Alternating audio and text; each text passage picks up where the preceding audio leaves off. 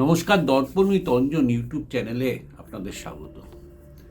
আজকের যে বিষয়টা নিয়ে কথা বলবো সেটা হচ্ছে আরএসএস প্রধান মোহন ভগবত দুদিন আগে বোম্বের এক অনুষ্ঠানে, মহারাষ্ট্রে এক অনুষ্ঠানে বেশ কিছু কথা বলেছেন।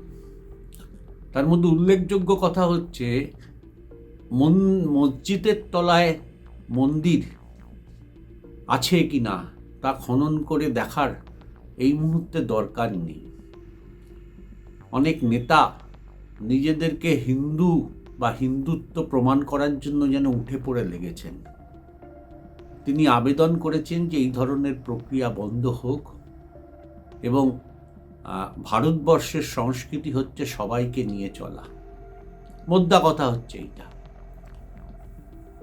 এতদিন পর কেন মোহন ভগবত বললেন বলুন তো এই কথাটা?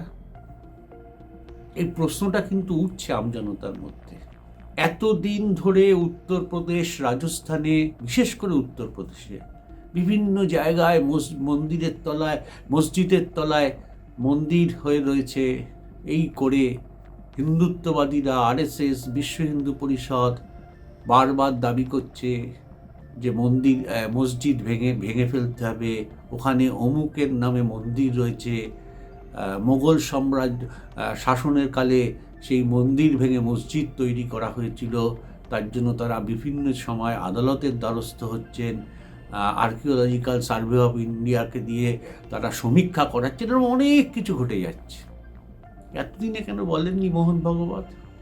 আরএসএসেরই তো সব শাখা সংগঠন, পলিটিক্যাল সংগঠন হচ্ছে বিজেপি, বিশ্ব হিন্দু পরিষদ, বজরং দল, যাই বলেন আর যারা আছে, তারা আরএসএসের নির্দেশ ছাড়া এরকমভাবে এতদিন ধরে করে গেল। সুপ্রিম কোর্ট যখন স্থগিতাদেশ দিয়ে দিয়েছেন, প্রধান বিচারপতির ডিভিশন বেঞ্চ যখন বলেছে যে এই ধরনের খনন কার্য এই মুহূর্তে আর করার দরকার নেই, স্থিতাবস্থা জারি রেখেছে, গোটা ভারতবর্ষের মানুষ যেন স্বস্তির নিঃশ্বাস ফেলেছে সুপ্রিম কোর্টের এই ঘোষণার পর, তখন কি মোহন ভগবত বুঝতে পেরেছেন যে বিষয়টা খারাপ হয়ে যাচ্ছে?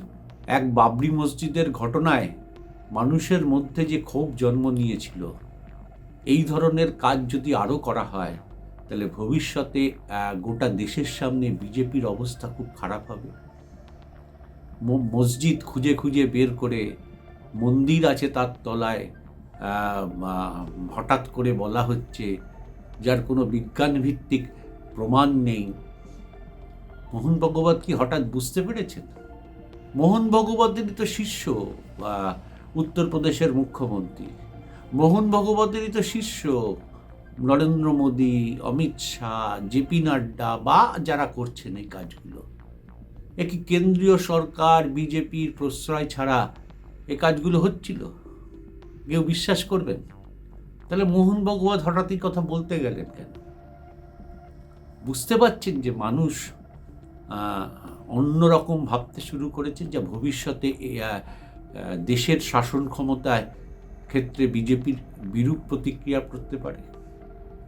মোহন ভগবত কি অনুভব করেছেন যে বেশি বাড়াবাড়ি হয়ে যাচ্ছে? মোহন ভগবত কি ফিল করেছেন যে আরএসএসকে বাদ দিয়ে সরাসরি নরেন্দ্র মোদী বা অমিত শাহরা আরএসএসকে উপেক্ষা করে এই ধরনের কাজগুলো করাচ্ছেন? কোথাও থেকে তো প্রশ্রয় এগুলো হচ্ছিল। এত বড় ঘটনা, এত বড় মামলা হচ্ছে, মসজিদ খুঁজে বলা হচ্ছে অমুক সালে ওখানে মন্দির ছিল, মোগলরা ভেঙে ফেলেছে, তার জন্য মামলা হচ্ছে। আদালত, নিম্ন আদালত বলছে আগে সমীক্ষা হোক, সমীক্ষক দল যাচ্ছে, আর্কিওলজিক্যাল সার্ভেকে দায়িত্ব দিচ্ছে। এত ঘটনা ঘটে যাচ্ছে, মোদিও চুপ, দেশের প্রধানমন্ত্রী, স্বরাষ্ট্রমন্ত্রীও চুপ, বিজেপির সভাপতি জেপি নাড্ডাও চুপ। হঠাৎ এরকম বেসুরো, আরএসএসের বেসুরো কথা বললেন কেন মোহন ভগবত? তিনি কি আজ করেছেন যে দেশের মানুষ অন্যরকম ভাবনা শুরু করছে? অথবা নরেন্দ্র মোদী, অমিত শাহ, জেপি নাড্ডা আরএসএসের থেকে বড় হয়ে যাচ্ছে? তিনি কি ভেবেছেন এরকম ভাবনা? ইলেকশনের আগে, 24-এর লোকসভার আগে ভগবানের সঙ্গে নরেন্দ্র মোদী নিজেকে তুলনা করেছিলেন। লোকসভার রেজাল্টের পর মোহন ভগবত তার পরে তার সমালোচনা করেছিলেন, এবং যার মোদ্দা কথা ছিল যে ভগবানের সাথে কেউ যদি নিজেকে তুলনা করেন তার পরিণতি খুব খারাপ দিকে হয়।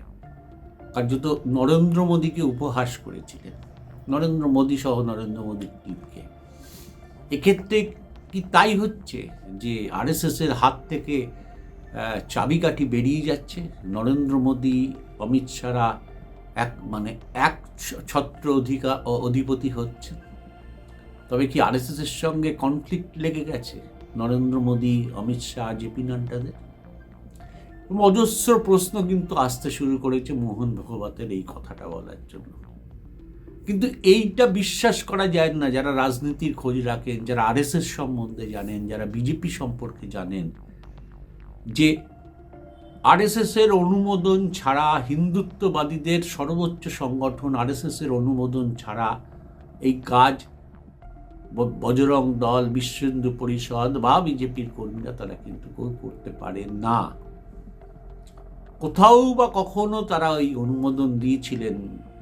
বাবরি মসজিদ ঘটনার পর উৎসাহিত হয়ে এই হিন্দুত্ববাদীরা প্রমাণ করতে নেমে পড়েছেন যে ভারতবর্ষটা শুধুমাত্র হিন্দুত্বের, সর্বধর্ম সমন্বয়ের যে দেশ আমাদের, সেই কথাটা তারা ভুলিয়ে দিতে চাইছেন।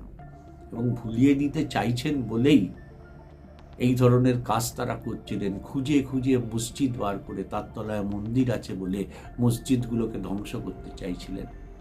এটা তো ভারতের সংস্কৃতি নয়। মোহন ভগবত এখন সেদিনকে, দুদিন আগে মহারাষ্ট্রে এই কথা বলেছেন, যেতে দেশের আর শান্তি বিঘ্ন হবে, উত্তেজনা বাড়বে। এগুলো আগে মনে ছিল না আপনাদের? এ তো বারবার এই প্রশ্নগুলো এসছে, সমালোচনা হয়েছে, বাম, কংগ্রেস সহ অন্য দল সমালোচনা করেছেন, তখন চুপ ছিলেন কেন? ধাক্কা খাচ্ছেন বলে নাকি? বুঝতে পারছেন যে কেন্দ্রীয় সরকারের, বিজেপি পরিচালিত কেন্দ্রীয় সরকারের ব্যাপক শক্তি নেই, যে শক্তি দিয়ে তারা সরকারটাকে ধরে রাখতে পারবে, অর্থাৎ একক সংখ্যাগরিষ্ঠতা নেই। এই সব করলে যে কোনো মুহূর্তে সরকার পড়ে যেতে পারে। তাই কি ভাবছেন? তাই কি সতর্কবার্তা মোহন ভগবতের? আরএসএসের প্রশ্রয় ছাড়া এই কাজ উত্তরপ্রদেশের মুখ্যমন্ত্রী বা রাজস্থানের মুখ্যমন্ত্রী বা বিজেপি কর্মীরা বা দেশের অন্যত্র কোথাও এটা হতো না। পশ্চিমবঙ্গের মাটিতে দাঁড়িয়ে বিজেপি কর্মীরা মিছিল করছে, বলছে মসজিদের তলায় মন্দির আছে। আরএসএসের অনুমোদন ছাড়া এটা করতে পারে বিজেপি কখনো? প্রশ্রয় দিয়েছেন আপনারা, আর এখন রাশ টানার চেষ্টা করছেন। মনে করছেন যে সরকার পড়ে যেতে পারে, মনে করছেন নরেন্দ্র মোদী, অমিত শাহ, জেপি নাড্ডা প্যারালাল আরএসএসের মতন সর্বোচ্চ পর্যায়ে চলে যাচ্ছে, আরএসএসকে উপেক্ষা করছে। সুপ্রিম কোর্টের বিচারপীঠে চিফ জাস্টিসের ডিভিশন বেঞ্চ কার্যত এই স্থগিতাদেশ দেওয়ার পর, যে কোনো মসজিদের তলা খনন করা যাবে না, স্থিতাবস্থা দেওয়ার পর কার্যত দেশের মানুষ স্বস্তির নিঃশ্বাস ফেলেছে। সেটা কি অনুভব করেছেন মোহন ভগবত, যে এটা হিতে বিপরীত হচ্ছে তাদের পক্ষে? তাই কি তার এই সতর্কবার্তা, নাকি তার উল্টা পুরাণ বলা যেতে পারে? এতদিন কেন বলেননি বলুন তো? এটা তো বিতর্ক তো অনেক দিন ধরে চলছে, তখন কেন চুপ ছিলেন? হঠাৎ সুপ্রিম কোর্টের ডিভিশন বেঞ্চ, চিফ জাস্টিসের নেতৃত্বে ডিভিশন বেঞ্চ স্থিতাবস্থা দেওয়ার পর কেন এই কথা বললেন? এই প্রশ্ন কিন্তু মানুষের মধ্যে উঠছে। কোনটা ঠিক? সত্যি আন্তরিকভাবে তিনি কথা বললেন, নাকি তিনি অনুভব করছেন যে হিন্দুত্বের নাম নিয়ে যেভাবে গোটা দেশে নরেন্দ্র মোদীর নেতৃত্বে, অমিত শাহ, জেপি নাড্ডার নেতৃত্বে যেভাবে কাজ পরিচালিত হচ্ছে, তা আরএসএসকে চ্যালেঞ্জের মুখে ফেলছে? কোনটা সত্যি? এই প্রশ্ন কিন্তু দিতে হবে এক সময় দাঁড়িয়ে আরএসএস প্রধান মোহন ভগবতকে। তিনি কি ভয় পেয়েছেন নরেন্দ্র মোদী, অমিত শাহ, জেপি নাড্ডার কাজে? তারা কি আর কার্যত আরএসএসকেই চ্যালেঞ্জ করছে? তাই কি তিনি এই সতর্কবার্তা দিলেন আরএসএস প্রধান হিসাবে? ভবিষ্যতে উত্তর দেবে। আজকের এপিসোড এইটুকুই, পরের এপিসোডে আসছি অন্য বিষয় নিয়ে। ধন্যবাদ।